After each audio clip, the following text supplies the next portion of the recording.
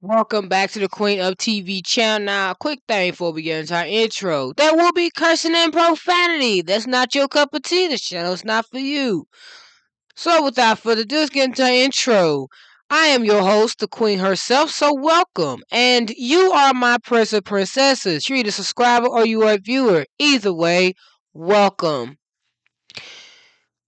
Today, we are going to talk about the 10 reasons why H2O fans love Cleo, Emma, and Rikki.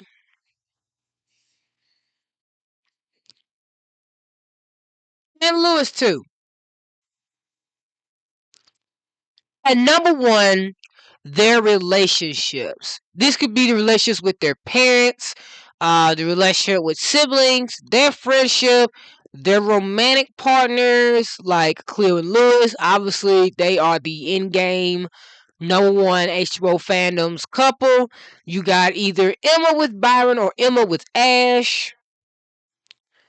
You got Rikki and Zane. You got Emma and her brother Elliot, her family's dynamic. You have Cleo with her relationship with her father. So people like this for those very reasons because they have something about their friendships and their relationships and their family relationships to back them up in seeing how versatile their character arcs are and how it ties into family loyalties and dealing with family drama, friendships, relationship dynamics. And they have like more storytelling behind that, and then it makes it engaging for a lot of fans. The second thing, the badassery. Now, if we want to talk about who is the biggest badass to the fandom, it would be Rikki. You will never find no one in the comments that will not talk about how much they love Rikki and they see her as the badass of the group. Okay, Cleo has her savage moments. Emma has her moments of people like seeing her in her like confidence setting. She's like in the zone. We've got it when Lewis is a savage or when Lewis gets a comedic commentary. Like everyone has a reason to see the characters as being badasses. But I think, in all honesty, Rikki would be like the number one badass of the group. Emma would be like number three, and Cleo and Lewis would be like neck and neck at number two. At number three, they are supportive. How they will support each other through breakups, through family issues, through sibling rivalries. When one of them are in trouble, like I think the MVP of that for fans would be Lewis. Lewis will not hesitate to be there for his friends, even when they don't ask him. He is there. He is ready, and that's the biggest reason why fans love him. You got Cleo, who is the compassionate person, the glue of everybody, who wants to see everyone together and happy and united. You've gotten Emma, who's there for Cleo when she's feeling down and wants to resolve the issue amicably without drama. And you got Rikki, who's coming in like, no, we're not taking this sitting down. You're not going to sit here and disrespect me. You're not going to sit here and disrespect my friend. Like, I'm going to speak up no matter the cause. Then we have the compassionate part, the empathy. People love Cleo for her compassionate nature, so she'd be like number one. When we see Rikki have a soft side, it's a breath of fresh air. It shows us she's very down to earth. We see when Emma's like chilled and relaxed and how fun she could be, how she could be all over the place, and it is so funny. And then we have Lewis who would not want her to fly. The man that apparently the show decided to instead be the guy who would stick up for himself in season one, they made him a pacifist in season two. Why? Don't ask me. I have no idea. Now at number 5, they show Lewis love through his actions. This means a lot to me, especially because we do see scenes where the girls make it up to Lewis, or they hug it out, or they have a sweet moment together. They compliment one another. They help him out when he needs it. They try to support him. They try to stop him from making bad decisions that could harm him. They check up on him when he's hurt. So, like, they even go to him to advice, and sometimes they don't always listen to his advice, but when he's right, they tell him he's right. One instance in episode 13 where Lewis tried to say that the girls beat the powers of the full moon without his help, Rikki corrected him and said, "No, Lewis, we did it despite your help." She recognized that Lewis was trying to help and said that even though he was trying to help, it didn't work out and they figured it out on their own. She wasn't going to sit there and let him say they did it all without his help. No, she corrected him. We did it even when you did help. So she didn't let him assume that he was unhelpful. She gave him his respect and his flowers. In episode, no, for number 6, they do admit when they're wrong. The 4 of them, when they are in the wrong, they take accountability.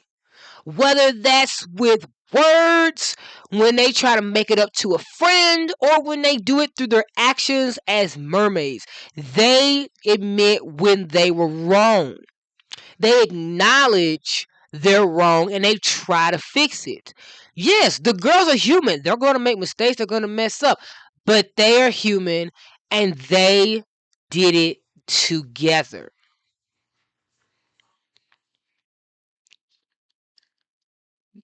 At number 7, they are selfless. They're not selfish people. They sometimes make mistakes that are selfish, but they do not do anything that's selfish that could harm their friendships. They don't try to go overboard with asking Lewis help all the time because they don't want to seem like they're just using him for that. They want to only get help from Lewis when they actually need the help. You know? There are some decisions that make them perceive as stubborn. And even though there are times I call them out for their stubbornness or when I think that they're being selfish, they're doing it from a place of thinking with their heart and not in a way of malicious intent. At number 8,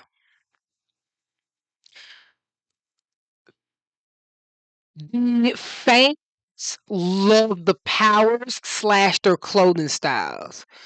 There are so many people that want to wear that dress that Cleo had on, the one that's strapless, and she wore it with her short shorts in episode 18 when going to Juice Net Cafe to talk to Emma and Rikki. Like, a lot of their outfits some fans either wore or they try to find online. You have a lot of people say that they wish they had, Cleo's power or Ricky's power or Emma's power and the different things that they could do with it and the benefits to it.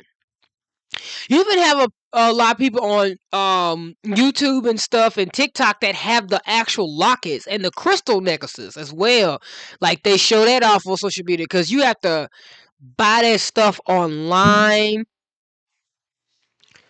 And hold on one second.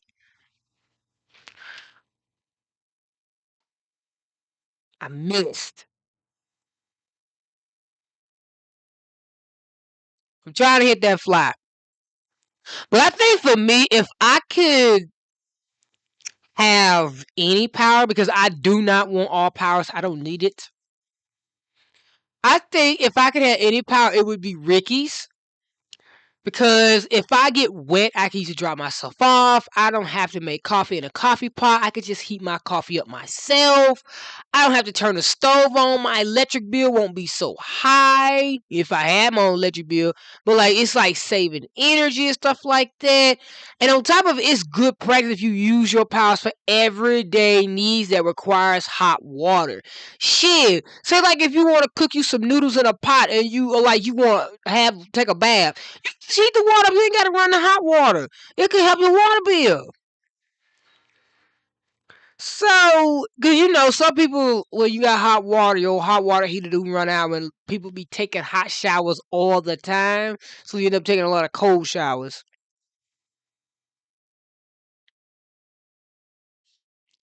The ninth thing,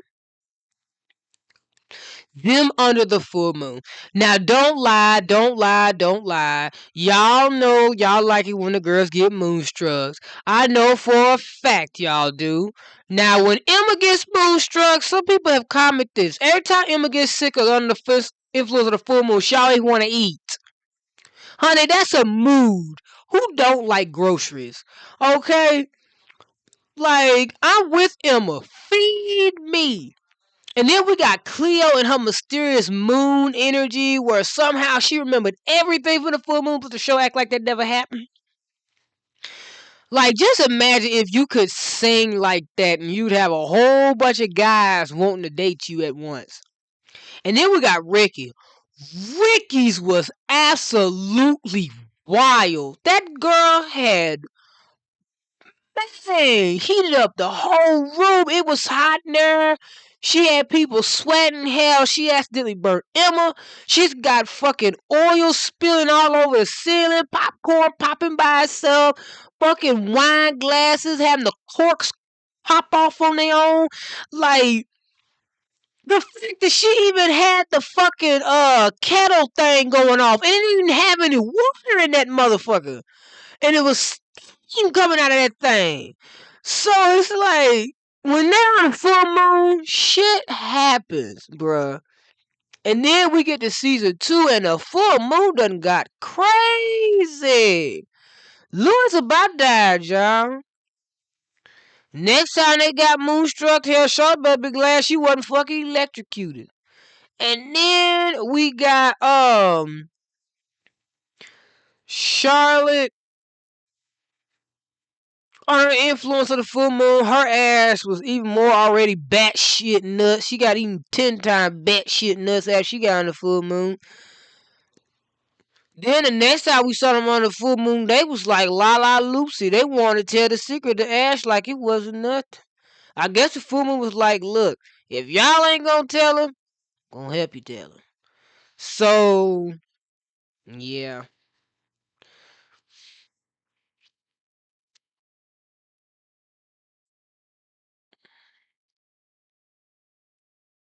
When they're on the full moon, it's a good time. Sadly, I think the issue why people have with HBO season 3, one issues might be that the full moon doesn't have control over them anymore. But like the tentacles are badass. I wish we had that thing in season 2. Tentacles are badass. A full moon don't be playing when the tentacle come out. That's when shit gets started. That's when at that you won't stay in the house. And number 10. They like them because they do not kiss Charlotte's ass. And I on that would have to say amen. Because Rikki not liking Charlotte is not a problem with me. Yeah, I admit it. I had mentioned in the last episode that I had mentioned that to someone on YouTube. But like, I have no problem with that. First of all, thank the Lord that Rikki is around to put Charlotte in check. I'm glad that Cleo like didn't just outright forgive Charlotte for everything that she did, and like they didn't have that last scene together. I'm glad that Lewis never fell in love with Charlotte. Thank God, because if they did a thing where he was in love with his abuser, I would be like, you got to be kidding me. So I'm glad that he never actually gained feelings for her, and that relationship was short lived. If I'm being fair, like looking at the time um stamp on a lot of events, because I remember I said I was gonna do like an HBO timeline. It'll probably be after like season 3, but To know the actual timeline in that show, you got to know the actual like days that people go to school in Australia. So I would have to look that up and see that because then there's like certain episodes that show them at school. So there might have been some days that passed. So if I know what days people in Australia at the Gold Coast go to school, I'll know like like somewhat of the timeline when the school is involved and like how they graduate and everything to see how many years it's been. But yeah, I think someone had mentioned that Lewis and Charlotte were together for like 2 months by the time it was his birthday. So I had to do the math on this. Because when Charlotte and Lewis got together, it was episode 10. And we know between episode 1 and 13 was a full moon. There's a full moon every like 1 month. So I had to think for a second about what the timeline could be because it couldn't have been a month because for everything that happened to happen in a month is insane. So it couldn't have been a month. I think it might have been a month and a half or 2 months. And then when Sean Lewis actually became a couple was in episode 10. So maybe they've been together for like 2 weeks at that point. 2 or 3 weeks, and then we get to the girl's anniversary, and we were told that it's been a year. So that's from season 1, episode 1, to season 2, episode 18, and it's been a year. That would mean that when they fought Dr. Denham in episode 26 in season 1, and there was another full moon in season 2, episode 1, it had been a month. A month had passed when the next full moon came up. But then the girls mentioned that it's been other full moons and they've gotten their sleeping bags together. So I'm guessing it's probably like a month or 6 months by the time. But then it wouldn't make sense for that to work because they said they've been mermaids for a year. That means only 6 months would have had to pass by the time that full moon came. So it might have just been like a month gap with the full moon before we got back. But with Charlotte and Lewis, I don't think they've been together exactly 2 months. I think they've been together for maybe a month because they were like planning their date or whatever. So it might have been a month or almost 2 months. I'm not sure. But Emma only wanted to get involved with Charlotte is so she would not expose the mermaid's secret. So that was her only reason.